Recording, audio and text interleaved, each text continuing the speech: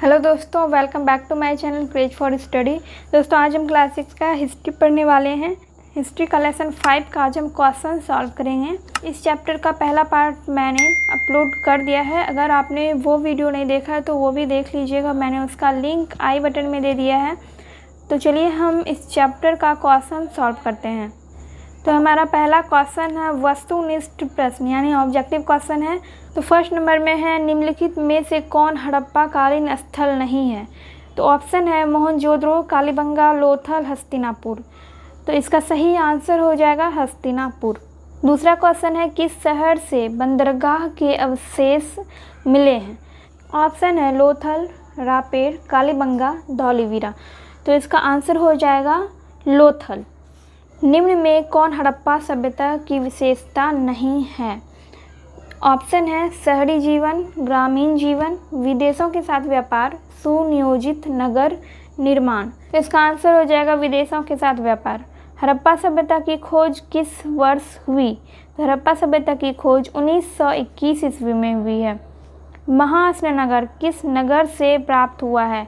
तो महाअश्रनगर प्राप्त हुआ है मोहनजोदड़ो से। सेकेंड नंबर में है, निम्नलिखित को सुमेलित करें।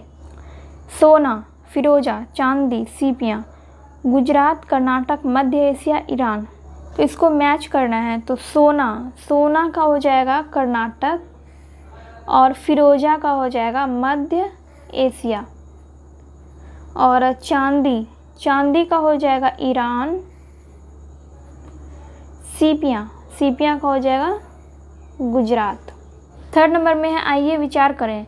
फर्स्ट नंबर में हड़प्पा सभ्यता के नगरीय जीवन पर प्रकाश डालें। तो इसका आंसर आपको यहाँ पे मिलेगा।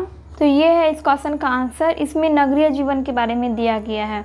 हड़प्पाई नगरों में पाई गई आवासीय इमारतें, सड़कें, गलियों एवं नालियों की सुनियोजित व्यवस्था इस तथ्य को उजागर करती है कि हड़प्पा के शहरों की योजना में कुशल शासक वर्ग का हाथ रहा होगा। यह भी संभव है कि शासक शहर के लिए जरूरी धातुओं, बहुमूल्य पत्थर एवं अन्य उपयोगी चीज़ों को मंगवाने के लिए लोगों को दूर दूर के प्रदेशों में भेजते होंगे। नगर निर्माण में ईंटों के उपयोग से स्पष्ट है कि लोग व्यापक पैमाने पर ईंट बनाने का काम करते होंगे। इन नगरों में लिपिक भी होते थे जो भोजपत्र या कपड़े पर लेखन कार्य करते थे, जो अब नष्ट हो चुके हैं। उनके द्वारा मुहरों, हाथीदांत आदि पर लेख अभिलेख प्राप्त हुए हैं। इसके अलावा नगरों में सोनार, पत्थर काटने वाले, बुनकर, नाव निर्माता जैसे शिल्पकार, स्त्री पुरुष भी रहते थे जो अपने घरों या निर्माण स्थल पर तरह तरह की चीज़ें बनाते थे।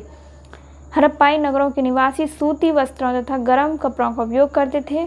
स्त्री पुरुष हार, बाजूबंद, अंगूठी, चूड़ी, कमरबंद, कान की बाली तथा पायल जैसे गहने पहनते थे।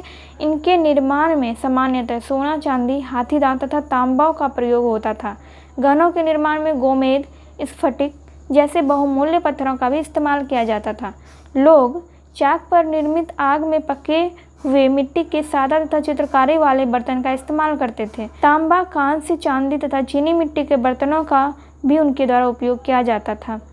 सख्त पत्थरों से नापतोल के लिए बाट तथा गहने के तौर पर इस्तेमाल के लिए मनके का निर्माण किया जाता था। तो इस तरह का था हड़प्पा सभ्यता का नगरीय जीवन। सेकंड नंबर का क्वेश्चन है, हड़प्पा संस्कृति को हड़प्पा सभ्यता क्यों कहा जाता है? हड़प्पा संस्कृति को हड़प्पा सभ्यता इसलिए कहा जाता है क्योंकि वहाँ पे नई नई संस्कृतियाँ मिली हैं, जैसे कि लेखन कला का विकास हुआ है। और हड़प्पा सभ्यता में शहर का निर्माण भी बहुत ही अच्छे ढंग से किया गया था। मतलब वहाँ पे इमारतें जो थी, इमारतें 2 या 3 मंजिले की होती थी। और सड़क का निर्माण भी बहुत अच्छे से किया गया था। नालियों का निर्माण भी अच्छे से किया गया था। नालियाँ पक्की होती थी और ढकी भी होती थी। हड़प्पा सभ्यता के लोग व्यापार भी करते थे और वो कलाकारी करना भी जानते थे, जैसे कि वो चित्रकारी करते थे, बर्तन पे चित्रकारी करते थे। और हड़प्पा सभ्यता में विज्ञान भी विकसित थी। तो ये सभी विशेषताएं थी हड़प्पा सभ्यता की, हड़प्पा संस्कृति की ये सभी विशेषताएं थी। इसीलिए इसी आधार पे हड़प्पा संस्कृति को हड़प्पा सभ्यता कहा जाता है। 4 नंबर में है, आइए चर्चा करें। पहला है, किसी समाज का नगरीकरण होने के लिए जिन तत्वों की आवश्यकता होती है उन तत्वों की एक सूची बनाइए। दूसरा है, हड़प्पाई लोग देवी देवता, पशु आदि की पूजा करते थे, उनकी सूची बनाइए। हड़प्पा के लोग जिन फसलों से परिचित थे उनकी सूची बनाइए। उनमें फसलों में से आज आप किन किन को जानते हैं? पहले क्वेश्चन का आंसर हो जाएगा किसी समाज के नगरीकरण होने के लिए जरूरी तत्व: यातायात के साधन, बिजली, सफाई, पक्के और ऊंचे मकान, शिक्षा, विज्ञान, चिकित्सा की समुचित व्यवस्था, आवासीय कॉलोनी आदि। यानी ये सारा चीज़ ज़रूरी होता है किसी समाज को नगर बोलने के लिए, या फिर हम ये कह सकते हैं कि जहाँ पे ये सारी चीज़ें मौजूद होती है उसको हम नगर बोलते हैं। दूसरा क्वेश्चन है, हड़प्पाई लोग देवी देवता, पशु आदि की पूजा करते थे, उनकी सूची बनाइए। पृथ्वी, महादेव, वृक्ष, गेंडा, सांड, पशुपति की पूजा विशेष रूप से करते थे। हड़प्पा के लोग पृथ्वी, महादेव यानी कि शिव जी को जैसे हम लोग आज पूजते हैं, वैसे ही पहले हड़प्पा के लोग भी महादेव को पूजते थे और वृक्ष की पूजा करते थे, जैसे कि हम लोग आज भी करते हैं। वट वृक्ष की पूजा हम लोग आज भी करते हैं और पीपल, वट वृक्ष, इस तरह की पूजा हम लोग आज भी करते हैं। हड़प्पा के लोग जानवरों की भी पूजा करते थे, गेंडा की पूजा करते थे, सांड की पूजा करते थे। तो इस तरह से वो लोग देवी देवता, पशु आदि की पूजा करते थे। थर्ड नंबर में है, हड़प्पा के लोग जिन फसलों से परिचित थे उनकी सूची बनाइए। उनमें फसलों से आज आप किन किन फसलों को जानते हैं?